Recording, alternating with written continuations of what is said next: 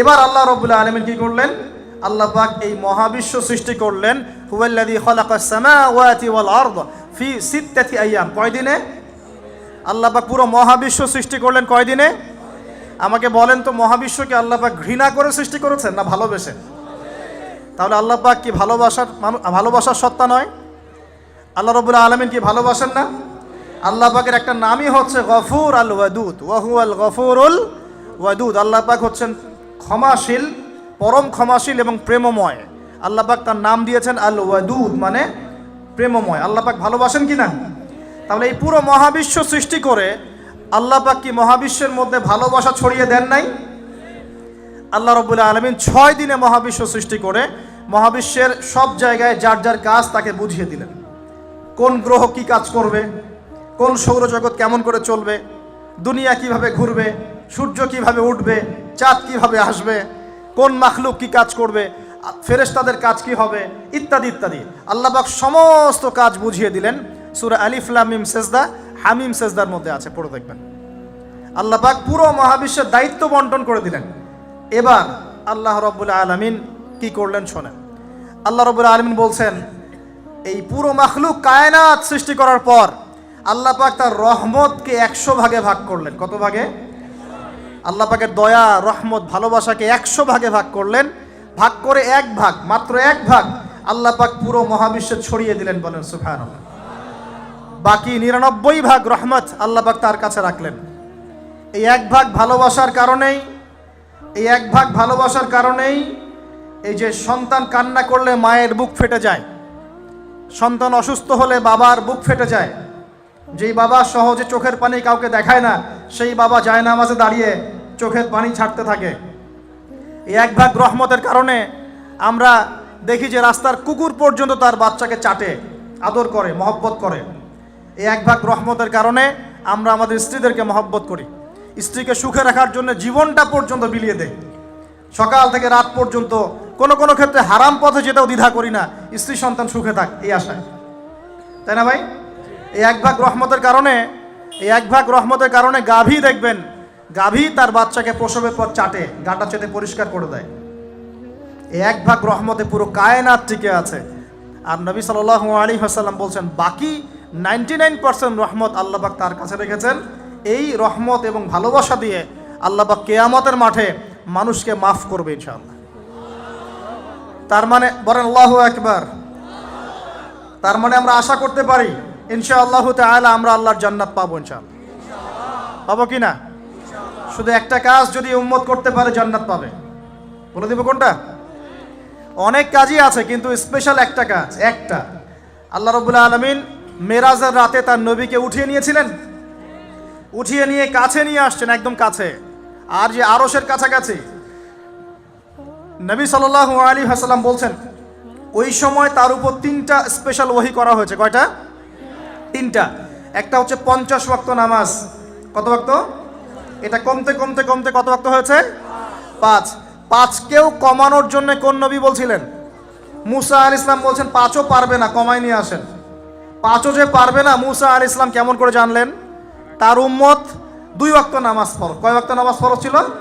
ওই 2 ওয়াক্ত তার আদায় করতে পারে নাই। এই অভিজ্ঞতা থেকে তিনি বলেছেন যে আপনার উম্মত 5 ওয়াক্ত পারবে না। সত্যি না মিথ্যা কথাটা? আসলেই কি উম্মত 5 ওয়াক্ত নামাজ পড়তে পারছে? আচ্ছা, যাই হোক, আল্লাহ পাক আমাদেরকে পড়ার তৌফিক দান করুন। দ্বিতীয় ওহী হচ্ছে সূরা বাকারার শেষের 3টা আয়াত। কয় আয়াত? সূরা বাকারার শেষের 3 আয়াত ওহী করেছেন কে? আল্লাহ রাব্বুল আলামিন। কোন ব্যক্তি যদি রাতের বেলা সূরা বাকারার শেষের 3টা আয়াত পড়ে সারা রাত ইবাদত করার নেকি পাবে ইনশাআল্লাহ।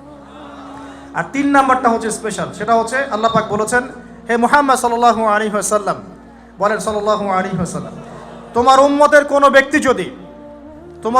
কোনো ব্যক্তি যদি আসমান জমিনের সমান গুনাহ নিয়ে আমার সামনে দাঁড়ায়, আসমান জমিন সমান গুনাহ নিয়ে আমার সামনে দাঁড়ায়, কিন্তু আমার সাথে শিরকের পাপ নাই, আমার সাথে কোনো শিরকের পাপ করে নাই, ইনশাআল্লাহ আমি আল্লাহ তার সামনে আসমান জমিন সমান ক্ষমা নিয়ে হাজির হব ইনশাআল্লাহ। তার মানে আমরা যদি ইনশাআল্লাহ তাআলা শিরকের পাপ থেকে দূরে থাকতে পারি, ইনশাআল্লাহ আশা করা যায় আমরা আল্লাহর সন্তুষ্টি পাবো ইনশাআল্লাহ। এরপর আল্লাহ রাব্বুল আলামিন কি করলেন? আল্লাহ রাব্বুল আলামিন পুরো মহাবিশ্ব সৃষ্টি করে সব দায়িত্ব ভাগ করে দিলেন। ভাগ করে দেওয়ার পরে আল্লাহ পাক জান্নাত জাহান্নাম সৃষ্টি করেছেন কিনা? আচ্ছা, জান্নাত এবং জাহান্নাম কার কার জন্য সৃষ্টি করেছেন বলেন? জিন আর মানুষ। আচ্ছা, এখন জান্নাতের চেয়ে কি শান্তির কোনো জায়গা আছে? আচ্ছা, এই জান্নাত কার জন্য সৃষ্টি করেছেন? জিন আর মানুষ। আচ্ছা, তাহলে আল্লাহ পাক মানব জাতিকে ভালোবাসেন কিনা? ভালোবাসেন কিনা? আপনি যখন কাউকে ভালোবাসবেন তাকে সবচেয়ে সুন্দর গিফট দিতে চাইবেন কিনা? তার জন্য সবচেয়ে ভালোটা কিনতে চাইবেন কিনা? আল্লাহ পাক জান্নাত তৈরি করেছেন কাদের জন্য? আমাদের জন্য। তার মানে আল্লাহ পাক আমাদেরকে ভালোবাসেন কিনা? অবশ্যই বাসেন। আল্লাহ রাব্বুল আলামিন জাহান্নামও তো সৃষ্টি করেছেন। এখন যদি বলি যে তাহলে আল্লাহ পাক কি আমাদেরকে ভালোবাসেন না, জাহান্নামে কিভাবে দিবেন? উত্তরটা কি হবে তাহলে? উত্তর হচ্ছে এই যে যদি আল্লাহ না করুক কোনো ব্যক্তি জাহান্নামে যায়, তাহলে বুঝতে হবে সেই ব্যক্তি জাহান্নামে যাওয়ার যোগ্য ছিল বলেই জাহান্নামে গিয়েছে। কথা কি বুঝতে পারছেন? আর যদি কোনো ব্যক্তি জান্নাতে যায় তাহলে বুঝতে হবে সেই ব্যক্তির উপর আল্লাহ পাক দয়া করেছেন বলেই সে জান্নাতে গিয়েছে। মানুষ তার আমল দিয়ে জান্নাতে যেতে পারবে না। মানুষ তার আমল দিয়ে জান্নাতে যেতে পারবে না, আল্লাহর দয়া অনুগ্রহ দিয়ে জান্নাতে যাবে ইনশাআল্লাহ তাআলা। আল্লাহ পাক আমাদের সবাইকে সেই দয়া অর্জন করার তৌফিক দান করুন। সামনে রহমত পাওয়ার একটা সুবর্ণ সুযোগ আসছে, সেটা হলো রমজান মাস। কি মাস? রমজান মাস। আমরা দোয়া করি আল্লাহ পাক আমাদের সবাইকে সুস্থতার সাথে রমজানের সবগুলো রোজা রাখার তৌফিক দান করুন। নবীজি বলেছেন এই মাসে যে ইবাদত করে তার গুনাহ মাফ করাতে পারলো না তার জন্য ধ্বংস। বলি নাউজুবিল্লাহ। আমরা তো রমজান আসার আগে দুনিয়াবি প্ল্যান করছি, রমজানে কিভাবে ব্যবসায় উন্নতি করব, রমজানে কিভাবে বেশি লাভ করব। হ্যাঁ, তো রমজান মাস হচ্ছে ইবাদতের মৌসুম। আল্লাহ পাক আমাদের সবাইকে রমজান মাসে 5 ওয়াক্ত নামাজ পড়ার তৌফিক দান করুন, কোরআন তেলাওয়াত করার তৌফিক দান করুন, কোরআন বুঝে পড়ার তৌফিক দান করুন, তারাবির নামাজ জামাতে পড়ার তৌফিক দান করুন, এবং বেশি বেশি মানুষকে ইফতার করানোর তৌফিক দান করুন। যাদের যাকাত ফরজ হয়েছে যাকাত দিচ্ছেন না, আল্লাহর ওয়াস্তে রমজান মাসে যাকাত দিয়ে দিবেন ইনশাআল্লাহ। আর আমি কিন্তু আগেই বলেছি রমজান মাসে ভাই দ্রব্যমূল্যের দাম কিন্তু খুব চড়া ওঠানামা করবে। অতএব যাদের সামর্থ্য কম তাদের ঘরে ইফতার পৌঁছে দেওয়ার দায়িত্ব কার? যা আমাদের। যাদের সামর্থ্য আছে তারা, যারা সামর্থ্যবান নয় তাদের ঘরে ঘরে মাসের বাজার পৌঁছে দেবেন ইনশাআল্লাহ তাআলা। আল্লাহ পাক তৌফিক এনায়েত করুন বলি আমি। এবার দেখেন আল্লাহ পাক সৃষ্টি করলেন আদম আলাইহিস সালামকে। কাকে? এর আগে আল্লাহ পাক জিন জাতি সৃষ্টি করেছেন, আমি ওইদিকে যাচ্ছি না, আমি মানুষের কথা বলছি। আদম আলাইহিস সালামকে আল্লাহ পাক কেমন করে সৃষ্টি করেছেন? আল্লাহ পাক সূরা সাদের মধ্যে বলেছেন যে খলাকতু বিয়াদাই, খলাকতু বিয়াদাই, আমি আদমকে আমার হাত দিয়ে সৃষ্টি করেছি। কি দিয়ে? হাত দিয়ে। এটা কি ভালোবাসার বহিঃপ্রকাশ নয়? আল্লাহ পাক কি আমাদেরকে ভালোবাসেন না? ভালোবাসেন। আচ্ছা, এই দুনিয়াতে যত কিছু আছে, এই দুনিয়ার আকাশ বাতাস নদী নালা পানি অক্সিজেন সবকিছু কার জন্য সৃষ্টি করা হয়েছে? গরু ছাগলদের জন্য, মানুষের জন্য। মূল দায়িত্ব কার? মূল অধিকার কার? মানুষের নয় কি? তাহলে এই পুরো বিষয়গুলো কি আল্লাহ পাকের ভালোবাসার বহিঃপ্রকাশ নয়? হ্যাঁ। আচ্ছা, এবার আসেন আল্লাহ পাক আদম আলাইহিস সালামকে সৃষ্টি করে সমস্ত নাম শিক্ষা দিয়েছেন। এই যে নাম শিখানো মানে জ্ঞান শিখানো, এই জ্ঞান শিখানোটা কি আল্লাহর দয়া ভালোবাসা নিদর্শন নয়? একটু ধরায় দিচ্ছি আপনাদেরকে। এবার সামনে আসেন, আল্লাহ পাক ফেরেশতাদের সামনে তাকে উপস্থাপন করলেন, করে বললেন সব ফেরেশতা তোমরা যারা আছো সেজদা করো আদমকে। এই যে আমাদের পিতাকে সম্মানিত করা হচ্ছে, এটা কি ভালোবাসার বহিঃপ্রকাশ নয়? এবার আমাদের পিতাকে সম্মানিত করা হলো, ইবলিস সেজদা করলো না, সে কিয়াস করলো, বাতিল কিয়াস যুক্তি দিল আমি তার চেয়ে শ্রেষ্ঠ ইত্যাদি। আল্লাহ পাক ইবলিসকে অভিশপ্ত করলেন, আমাদের পিতা তাকে জান্নাতে রাখলেন। এই যে জান্নাতে রাখলেন, এটা কি আল্লাহ পাকের ভালোবাসা নয়? এবার আল্লাহ পাক আদম আলাইহিস সালামের পাঁজর থেকে সৃষ্টি করলেন তার স্ত্রী হাওয়া আলাইহিস সালামকে। ওই যে শুরুতে বলেছি স্রষ্টা একা থাকতে পারলেও সৃষ্টি কি পারবে? এই জন্য আদম আলাইহিস সালামের পাঁজর থেকে তার স্ত্রীকে সৃষ্টি করা হয়েছে, উভয়ের মাঝখানে ভালোবাসা দিয়ে দেওয়া হয়েছে। বলেন সুবহানাল্লাহ। এই জেনা ভালোবাসা নিদর্শন নয়, বিয়ে শাদী হচ্ছে ভালোবাসার নিদর্শন। আল্লাহ পাক বলেছেন সূরা রুমের মধ্যে, ওয়াজআলা বাইনাহুমা মাওয়াজ্জাতা ওয়া রাহমা, আমি আল্লাহ স্বামী স্ত্রীর মধ্যে ভালোবাসা এবং হৃদ্যতা সৃষ্টি করে দিয়েছি। বলেন সুবহানাল্লাহ। তার মানে এই হারাম সম্পর্ক যেটা দেখছেন এটা হলো একটা জেনার পথ। আর যখন আমরা হালালভাবে বিয়ে শাদী করবেন, আপনারা করবেন, তখন দেখবেন আল্লাহ পাকের পক্ষ থেকে ভালোবাসা সৃষ্টি হয়ে যাবে ইনশাআল্লাহ তাআলা। অতএব ওয়াদা করতে পারি তো আল্লাহর কাছে নিজের চরিত্রকে পবিত্র রাখবো ইনশাআল্লাহ, হারাম কোনো সম্পর্কে যাব না ইনশাআল্লাহ, কোনো সহি প্রেমেও যাব না ইনশাআল্লাহ। এটা সহি প্রেম আবার কি জিনিস? দিনী ভাই দিনী বোনের মধ্যে এখন প্রেম চলে, এগুলো হয় না মাঝে মাঝে? এগুলোও বন্ধ, এগুলো বন্ধ করতে হবে। হালাল উপার্জনের সোর্স হয়ে গেলেই দিনদার মেয়ে দেখে বিয়ে করে ফেলবেন ইনশাআল্লাহ তাআলা। অন্য কোনো পথে যাবেন না, কোনো হারাম পথে যাবেন না। ওয়াদা করেন ইনশাআল্লাহ? রাজি আছেন তো ইনশাআল্লাহ? আল্লাহ কবুল করুন, আমিন। আর বিয়ের সময় অবশ্যই দিনদারিতা দেখবেন, অন্য কিছু না। অন্য কিছু পরে, দিনদারিতা আগে। দিনদারিতা আছে, নামাজ পড়ে, পর্দা করে, মাশাআল্লাহ সব দিক ঠিক আছে, তারপরে দেখবেন আপনি অন্য কিছু, তার আগে নয়। কথা ঠিক আছে? একইভাবে মেয়েদের ক্ষেত্রেও, যে আগে দেখবেন না ছেলে কত বড় চাকরি করে, ছেলের কত বড় বাড়ি আছে, গাড়ি আছে, এটা পরে। আগে দেখবেন ছেলে নামাজি কিনা, সুন্নত আছে কিনা, ইসলামের জন্য তার সফট কর্নার আছে কিনা, ইসলাম প্র্যাকটিস করে কিনা, এগুলো আগে দেখবেন। এগুলো না দেখলে কি হবে জানেন? বিয়ের 1 বছর 2 বছর পরেই বুঝতে পারবেন দুনিয়াটা জাহান্নাম হয়ে গেছে, নাউজুবিল্লাহ। দুনিয়াতেই তখন জাহান্নামের আযাবের স্বাদ ভোগ করতে হবে, নাউজুবিল্লাহ। আল্লাহ পাক আমাদেরকে হেফাজত করুন, আমিন। তো এই যে আল্লাহ পাক আদম আলাইহিস সালামের পাঁজর থেকে সৃষ্টি করলেন কাকে, এবং ভালোবাসা দিয়ে দিলেন উভয়ের মাঝখানে, এটা কি আল্লাহ পাকের দয়া নয়? আল্লাহ পাক ভালোবাসেন না?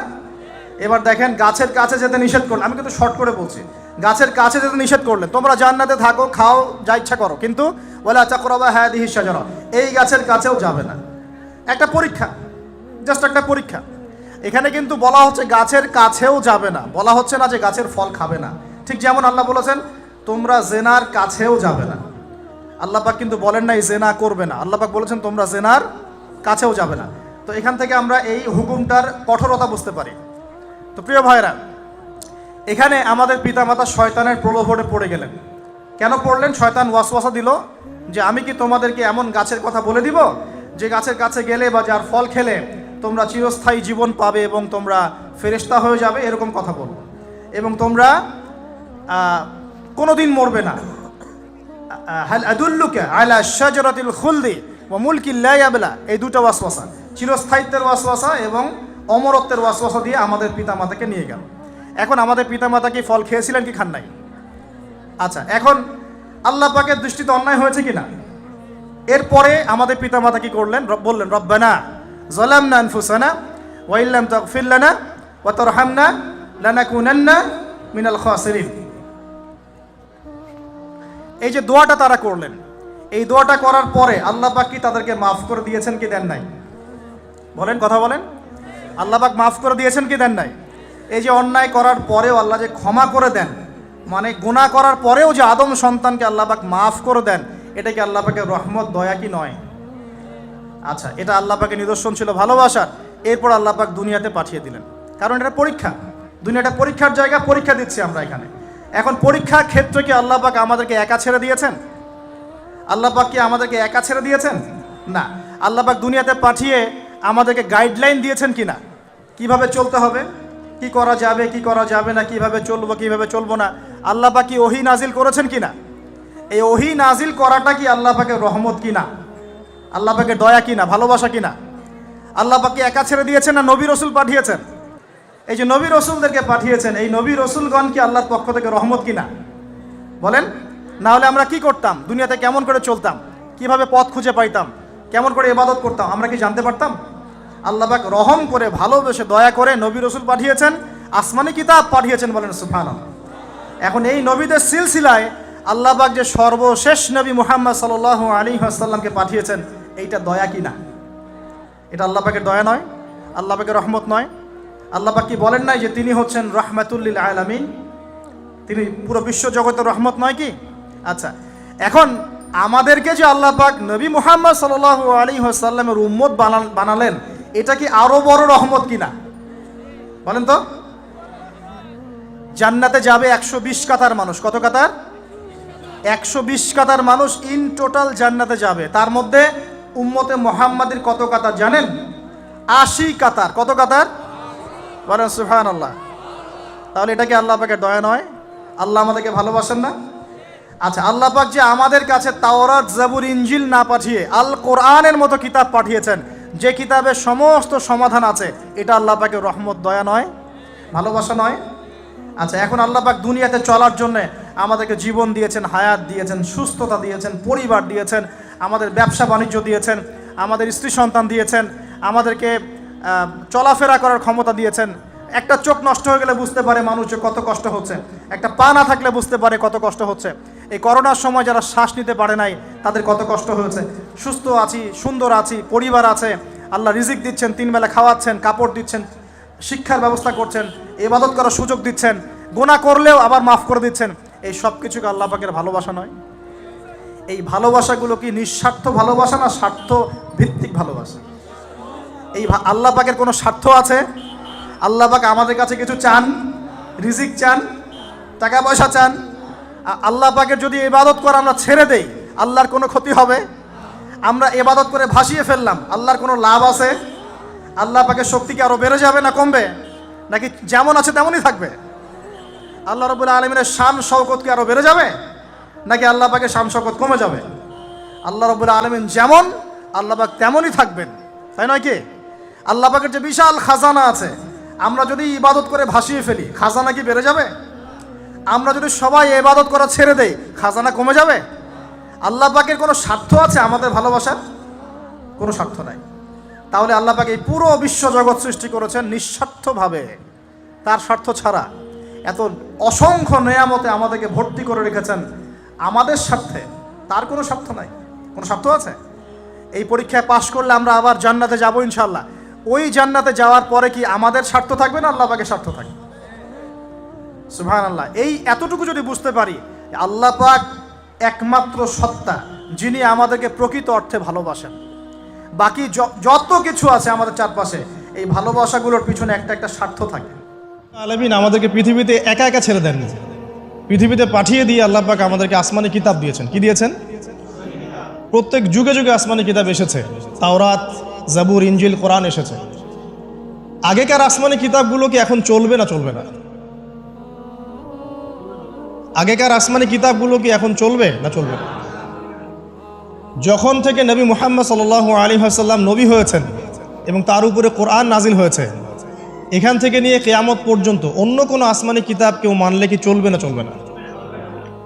এ বিষয়ে নবী সাল্লাল্লাহু আলাইহি ওয়াসাল্লামের একটা হাদিস বলি, তারপর সামনে যাই।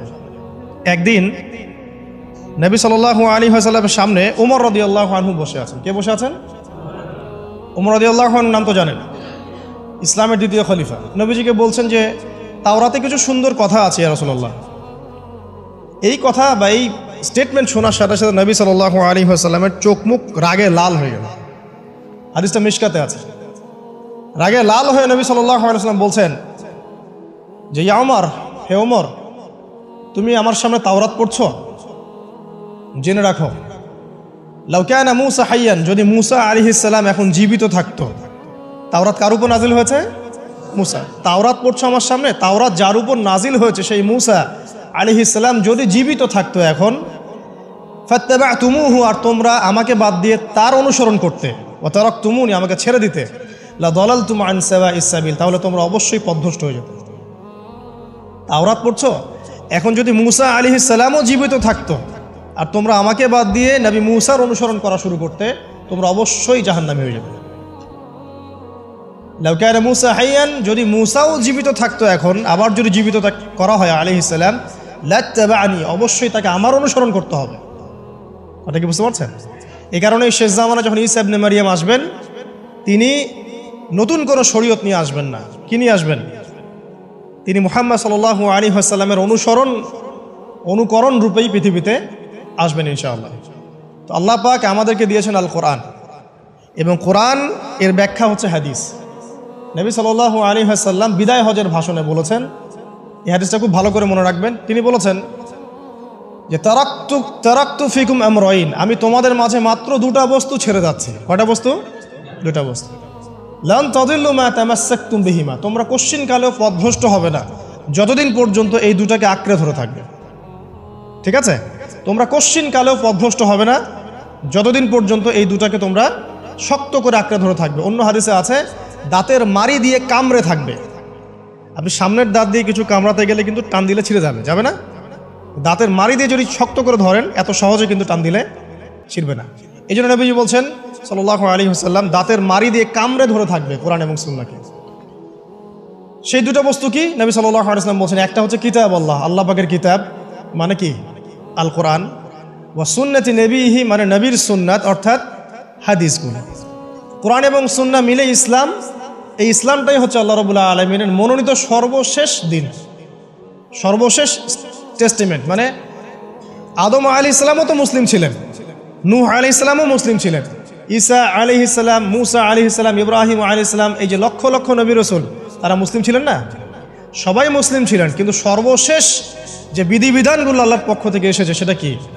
কোরআন এবং সুন্নাহ এবং ইসলামের এই নতুন রূপটা, সর্বস্বীকৃত সর্বনতুন যে রূপটা, এটা কিয়ামত পর্যন্ত থাকবে ইনশাআল্লাহ। তো ইসলাম চির প্রাচীন এবং চির নতুন, চির আধুনিক। আমরা কি বুঝাতে পারছি? এখন এই ইসলামটা কি পরিবর্তনযোগ্য? উত্তর না। আল্লাহ পাক সূরা মাইদার 3 নম্বর আয়াতে বলছেন, আল ইয়াউমা আকমালতু লাকুম দীনাকুম ওয়া আতমামতু আলাইকুম নি'মাতি ওয়া রাদিতু লাকুমুল ইসলাম দীনান। আল্লাহ পাক বলছেন, আজকে আমি তোমাদের উপরে দিন ইসলামকে পরিপূর্ণ করে দিলাম। পরিপূর্ণ করে দেওয়ার অর্থ হচ্ছে এখানে সংযোজন বিয়োজনের কোনো সুযোগ নাই। কেউ যদি বলে 5 ওয়াক্ত নামাজের জায়গায় 6 ওয়াক্ত বানাই দিব আমরা, ঠিক আছে, সুযোগ আছে? সুযোগ নাই। জাকাতের বিধানটা খুব কঠিন মনে হয়, জাকাতের নিসাবটা একটু কমাই দিব, পারবে? ইসলামের চুল পরিমাণ কিছু ঢোকানোর বের করার কোনো সুযোগ নাই। কেন নাই? কারণ আল্লাহ পাক এই দিনটাকে পরিপূর্ণ করে দিয়েছেন। আল ইয়াউমা আকমালতু লাকুম দীনাকুম, দিনটাকে কামেল করেছি। কামেল মানে কামেল পাস মানে কি? সার্টিফিকেট পাইছে পরিপূর্ণ, তাই না? সার্টিফিকেট সব কিছু না, জ্ঞান সব কিছু। এবং এই জ্ঞান শুধুমাত্র বই পড়ে অর্জিত হবে এমনও নয়। জ্ঞান আসে কার পক্ষ থেকে? আল্লাহর পক্ষ থেকে। এটা মনে রাখবেন, জ্ঞান আল্লাহর পক্ষ থেকে আসে। হ্যাঁ, জ্ঞান কখন আসবে? যখন আপনি পরিশ্রম করবেন, আপনার পরিশ্রম আল্লাহ পাক দেখবেন, আপনি ধারাবাহিকভাবে লেগে থাকবেন, আল্লাহর কাছে বেশি বেশি দোয়া করবেন, পাপ ছেড়ে দিবেন, গুনাহ ছেড়ে দিবেন, গুনাহমুক্ত অন্তর নিয়ে আল্লাহর কাছে কান্নাকাটি করবেন, আল্লাহ পাক ইনশাআল্লাহ ইলম দান করবে ইনশাআল্লাহ। ইমাম শাফি রাহিমাহুল্লাহ বলতেন যে আমি অনেক পড়ি কিন্তু ভুলে যাই। তার ওস্তাদ তাকে বললেন যে তুমি পাপ করা ছেড়ে দাও, যদি গুনাহ করতে থাকো তাহলে তোমার অন্তরে আল্লাহর নূর নাজিল হবে না, ঠিক আছে? গুনাহ মুক্ত অন্তর নিয়ে ইলম চর্চা করতে হয়। আল্লাহ পাক তৌফিক দান করুন, আমিন। আর ইলম অর্জন করে যদি অহংকার আর হিংসা চলে আসে, তাহলে সেই ইলম হবে শয়তানের ইলম। শয়তান প্রচণ্ড আলেম ছিল, কিন্তু ইবলিস কি ছিল? আলেম ছিল। সে কিন্তু আলেম আর আবেদ ছিল, সে ইলম অনেক অর্জন করেছিল এবং আল্লাহ পাকের প্রচুর ইবাদত করত, কিন্তু তারপরেও কেন সে জাহান্নামী হলো? কারণ একটাই, আবা ওয়াস্তাকবারা, সে উদ্ধত হয়েছিল, অহংকার করেছিল। ইসলাম পরিপূর্ণ, এখানে সংযোজন বিয়োজনের কোনো সুযোগ নাই। এখন ইসলাম ছাড়া অন্য কোনো দিন মানলে কি হবে কিনা? আল্লাহ পাক সূরা আলী ইমরানের মধ্যেই বলছেন, ওয়া মান ইয়াবতাগি গায়রাল ইসলামি দীনান ফালা ইউকবালা মিনহু। কেউ যদি ইসলাম ছাড়া, এই পরিপূর্ণ দিনটা ছাড়া অন্য কোনো জীবন ব্যবস্থা তালাশ করে, তার পক্ষ থেকে কশ্চিন কালেও কোনো আমল কবুল করা হবে না। এটা কার কথা? আল্লাহর কথা।